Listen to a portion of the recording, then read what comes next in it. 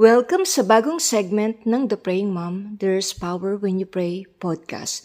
Let's talk about relationship. Bakit ba nawalan na ng gana ang asawa mo sa'yo? Unang-unang dahilan, nagbago ka. Hindi ka na katulad ng dati nung bago kayong kasal, excited, exciting. Lagi mo siyang gustong makita, gusto mo siyang palaging kausap, at gusto mo laging pagluluto siya ng paborito niyang pagkain, minamasahe mo siya kapag pagod siya. Pero as the years goes by, unti-unti nawawala yung interest mo sa asawa mo. Nababawasan ng excitement sa buhay, kaya ang nangyari, nawalan ka ng gana, huminto ka sa ginagawa mo. Pangalawang reason, you stop caring for your spouse. Bigla ka na lang tumigil. At nawala na yung caring mo sa asawa mo. Dati-rati, you're so worried kapag hindi umuwi ang asawa mo ng maaga. Pero ngayon, wala ka ng pakialam. Gabihin man siya, hindi man siya umuwi, maglasing man siya, you don't care anymore. In short, you stop caring for your spouse. Next reason, you don't talk anymore. Hindi na kayo nag-uusap, hindi na kayo nagkukwentuhan. Dati-rati nung nagliligawan pa kayo, magdamag kayong nag-uusap sa phone, halos hindi na kayo natutulog, lagi nagte-text, sabik na sabik makasama ang isa't isa. Pero ngayon mag-asawa na kayo, nawalan ka na ng gana, para bang out of topic na, wala ka nang masabi, wala ka nang maikwento, kaya you stop your communication at all. Kumbaga, para kayong roommate na lang. Magkasama sa isang bubong pero walang komunikasyon. Next reason, you don't spend time together anymore. Imbis na ang asawa mo ang kasama mo sa lakaran, barkadang inuuna, mas gusto mo pa mga kaibigan mo ang kasama kaysa sa asawa mo. Dahil dito, you are falling out of love. You grow apart, lumalayo ang loob nyo sa isa't isa. Kung gusto mong muling bumalik ang pagmamahal ninyong mag-asawa, ang dating init ng pagmamahal, yung excitement, yung araw-araw gusto mong makasama ang asawa mo. If you want to restore the spark in your life, unang-una, go back to the beginning. Tanong mo ang sarili mo, ano bang nagustuhan ko sa mister ko? Ano bang nagustuhan ko sa misis ko?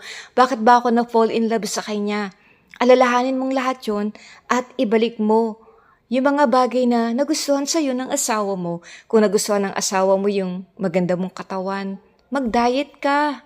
Magbihis ka na maganda, magpaganda ka, pumunta ka ng salon. Kung nagustuhan ng asawa mo yung maganda mong mata, i-highlight mo yung mata mo, maglagay ka ng makeup. Do everything you can para bumalik ang spark ng pagmamahal ninyo sa isa't isa. Ignite your love.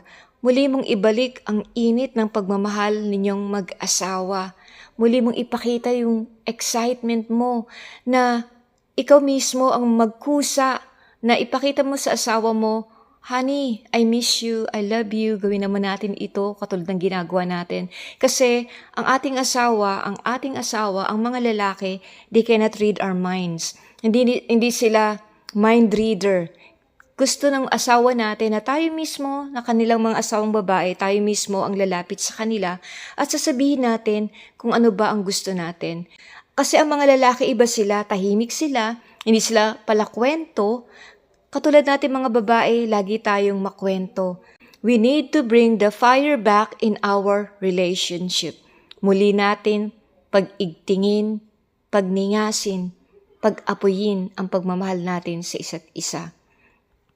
Importantly, you need to pray for your spouse. Manalangin kayo sa isa't isa. Tanungin mo ang asawa mo, ano ba ang may papanalangin ko para sa iyo? Ipakita mong muli sa iyong asawa na, hoy, andito lang ako kung kailangan mo ako. Kung gusto mong mabalik muli ang init ng pagmamahala ninyong mag-asawa, you need to go back to the beginning. Spend more time with your spouse. Open communication ang kailangan. Huwag matutulog nang may galit sa isa't isa nang hindi kayo nag-uusap. At higit sa lahat, pray for your spouse. Dahil ang asawa natin, kahit hindi yan nagsasalita, may mga pangangailangan siya at gusto natin na ipadama at ipakita sa ating mga asawa na we appreciate them, na mahal natin sila at pinagpipray natin sila. At kaibigan, kung gagawin mo ang mga bagay na to, muling manunumbalik ang gana ng asawa mo sa iyo. Well, magkita ulit tayo sa susunod na linggo dito sa The Praying Mom. At pag-usapan uli natin ang mga bagay-bagay patungkol sa buhay may asawa. At kung meron kang request na topic na gusto mong pag-usapan natin, feel free na isulat mo dito sa comment section. Thank you so much. May the Lord bless you and keep you safe. God bless you.